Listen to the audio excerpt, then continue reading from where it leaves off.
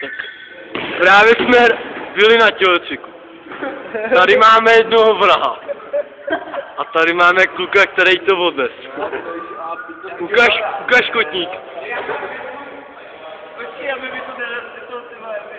Ty krávo! Takovej masek!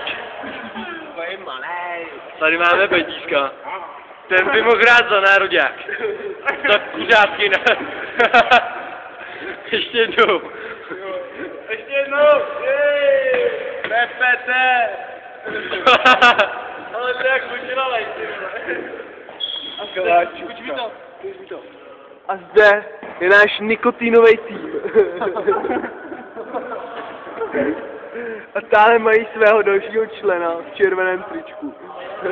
Alias. Tak.